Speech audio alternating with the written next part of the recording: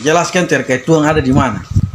Tuhan itu tidak bisa dijelaskan, tapi bisa diakui dan dikukuhkan pada diri masing-masing orang. Apakah dia sudah mengadakan perjumpaan dengan dia? Kalau belum, jangan cerita Tuhan. Memang. Nanti yang kalian sembah cuma angan-angan. Menyembah angan-angan itu sama saja dengan menyembah pohon. Nggak usah bercerita tentang Tuhan, tapi lihatlah karya Tuhan buat umat manusia dan makhluk-makhluknya yang ada di muka bumi. Itu saja. Alam ini membuat kita mengerti apa artinya sebuah kehidupan. Berarti, Kalau tidak bisa membaca alam, maka jangan tinggal di bumi, karena bumi ini adalah tempat tamannya Nabi, tamannya Rasulullah. Hataman Nabi, hataman Nabi, ya Rasulullah. Baru kita bisa tinggal di Aradatul Jannah, surganya Tuhan. Aradatul Jannah itu ada di bumi. Jangan kalian cari-cari lagi. berarti Kalau kalian mencari-cari tentang surga dan pahala, itu nonsen. Tapi nikmatilah hidup ini, karena yang nikmat itu pasti mati dan memutuskan rasa. Setiap nikmat pasti, kata dasarnya mati, menikmati. Nah, itu. Yang enak-enak itu pasti mati. berarti akhiran kata dari menikmati itu mati. Mati. Kalau belum pernah merasakan mati, jangan cerita tentang hidup. Kalau Berarti mau hidup, mati dulu. Berarti saya perlu mencari tahu tentang keberadaan Tuhan.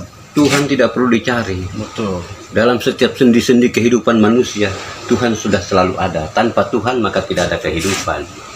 Karena Tuhan adalah sumber kehidupan, dan Tuhan adalah sumber kebenaran, Tuhan adalah sumber kekuatan.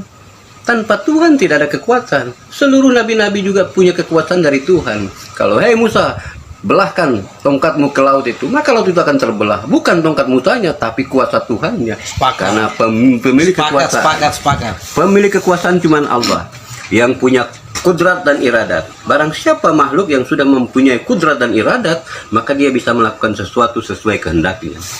Dia punya kuasa dan dia punya kehendak. Apapun yang dia kehendaki terjadi, maka terjadilah. Kalau itu sudah dimiliki oleh insan-insan manusia yang suci, nah kalau di zaman sekarang sangat sulit.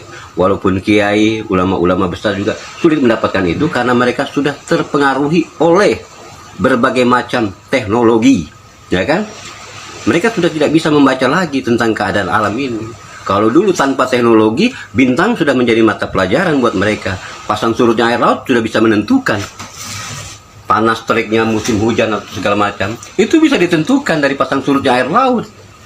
Tidak perlu lagi mereka membuka aritmatika atau fisika segala macam. Kepastian ada dalam dirinya dan Tuhan. Siapa yang mengenal Tuhan, maka dia akan memiliki kepastian hidupnya. Tanpa mengenal Tuhan, tidak akan pernah.